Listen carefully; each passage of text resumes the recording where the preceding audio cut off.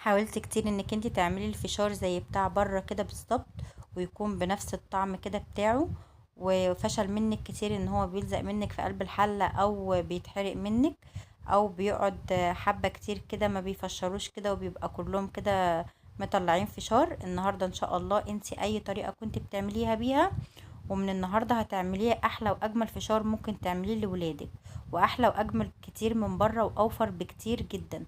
هتوفري النص بالظبط. تابعيني في الفيديو دوت علشان خاطر تعرفي انا عملته ازاي. بس قبل ما ابدا الفيديو بتمنى منك انك انت تعملي لي لايك، ولو انت اول مره بتشوفيني تشتركي في القناه وتفعلي زرار الجرس عشان اي فيديو انزله يوصلك الاشعار بتاعه.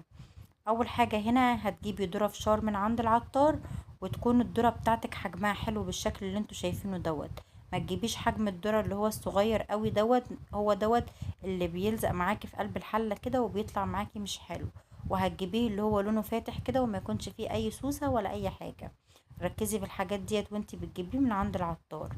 هتجيبي بقى معاكي كيلو، هيقعد معاكي فتره كبيره جدا. انا اللي انا هعمله النهارده دوت يعني اقل من ربع كيلو، يعني قولوا نص الربع كده، قولوا 8 كيلو مثلا.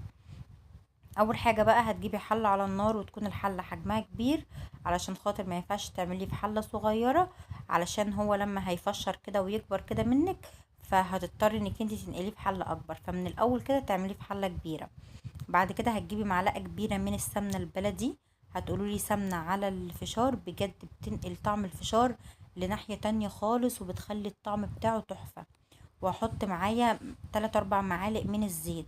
اهم حاجة ان الزيت والسمنة يكونوا كتير، ومش كتير قوي برضو انك انت كأنك هتحمري فيه الفشار، لا بس يكون كميتهم حلوة كده، علشان خاطر لما تيجي تحطي فيه الفشار ما تبقيش محتاجة معاكي زيت تاني اهوت. وهتسيبي بقى الفشار لحد ما يقدح معاكي، والزيت عفوا والسمنة لحد ما يقدحوا معاكي كده ويسخنوا. بعد كده بقى هتقومي نازله بالفشار كده وما تنزليش بيه كله فوق بعضه. حاولي كده انك انت تفرفطيه في قلب الحله كده كله، علشان خاطر برضه هو دوت من العوامل اللي بتخليه كله ما يفشرش معاكي كده، وكله كده يبقى حجمه حلو معاكي.